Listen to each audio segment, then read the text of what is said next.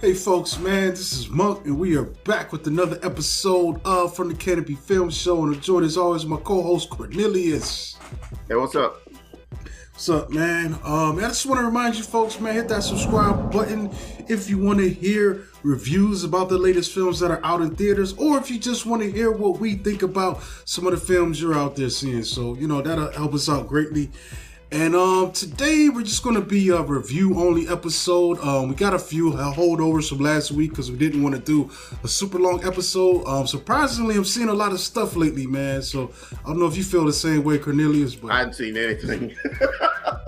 There's stuff coming out, though, man. Like I hadn't been in the movie theater. I hadn't been to the movie theater since I saw Megan like 2 weeks ago. And like me looking at the schedule this weekend, unless one of the films that I can't wait to see, Skidamarink is out here. Another week of me not going to the theater. On this one, I'm gonna start off with Missing. So this is an interesting film. I think it's coming out this week actually in theaters, but I went to the Regal mystery movie last Monday night, and this happened to be the film that I saw. So in this film, when her mother disappears while on vacation in Colombia with her new boyfriend, June's search for answers is hindered by international red tape. Stuck thousands of miles away in Los Angeles, June creatively uses all the latest technology at her fingertips to try to find her before it's too late. However, as she digs ever deeper, her digital sleuthing soon raises more questions than answers. And this cast, we've got Storm Reed, who plays June, the daughter whose parents have gone missing. We also get Nia Long, who plays her mother. We get Megan Shuri, who plays her friend. We get Ken Leung, he's her stepdad. And we also get finishing off the cast of Daniel Henney, Thomas Barbuska, and Amy Landecker. So these are our main cast right here. But as far as this film goes, I thought it was okay as a watch. Pretty much it's a mystery film, and it's pretty well acted and all that. But I think the hook of this film is the way in which she goes to try to find out what happened to her parents, because she's stuck, in America, but her parents went missing in Colombia. So she goes online, and it's kind of interesting a bit to see how she uses all the digital footprints to try to track them down and figure out where they were.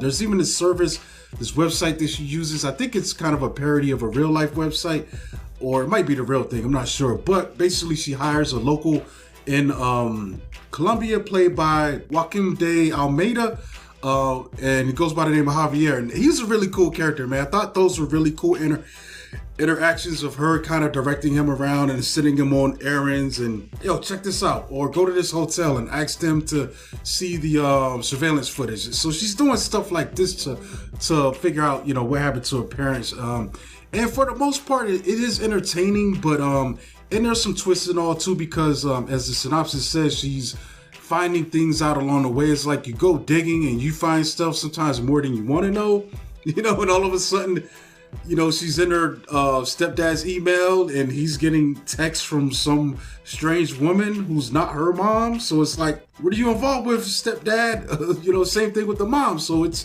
those things were kind of interesting, but I do think it went a little bit too long, because after a while, the digital sleuthing kind of wears a little thin, as something to keep you entertained. And the ending gets a little weird too, man. It kind of, gets a little muddy toward the end, but it feels more like something that I think would probably play better if you were to just watch this at home on Netflix, because it kind of feels like that kind of quality of a film, like a kind of a mid-tier Netflix thriller versus something that you got to run out and see in the theater, unless you really want to support, these casts. So, if you're a big fan of them and want them to do great, opening weekend at the box office. But other than that, it's definitely, I feel like I would probably rate it higher if it was something that I saw at home versus me having to take the energy and the time and the money to go to the theater for it.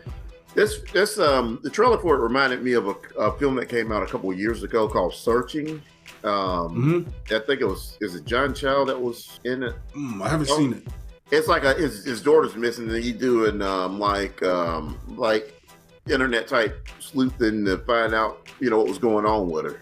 Okay. Yeah, but it's been several years since I thought Didn't about that. Sandra Bullock do something like that back in the day? The net, or am I tripping? Because I remember in the early days of the internet, there was something. The net was kind of like that too. But like searching was like he was going on social media, like how this film is. Kind of wonder if that's the same filmmakers, to be honest with you. Yeah, there's a lot of you just looking at the screen of looking at her clicking around and different apps and all that stuff. The same the director of searching came up with this story from this. Okay.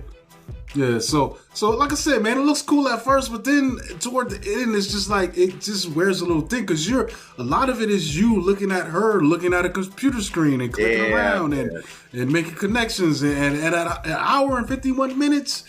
It's a lot, bro. It's a lot.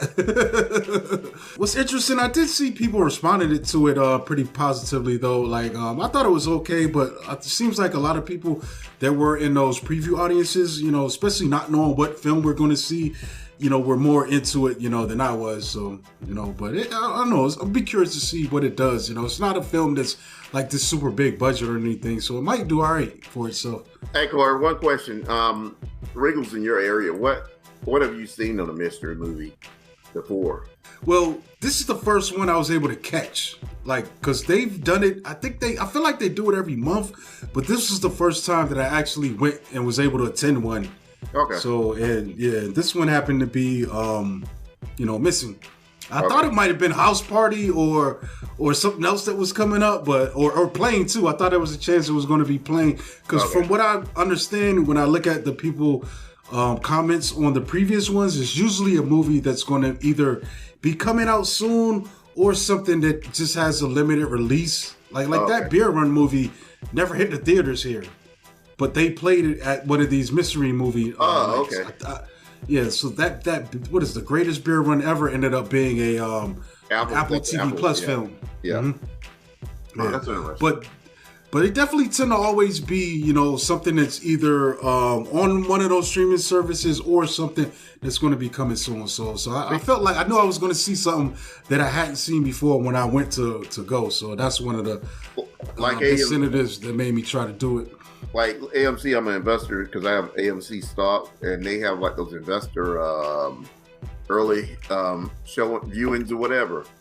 That's how I saw Barbarian. I want to say might have been one or two other films that I saw like probably a week and a half early, just because, they kind of do that for investors. But you always know what movie it is. There's no surprise at all.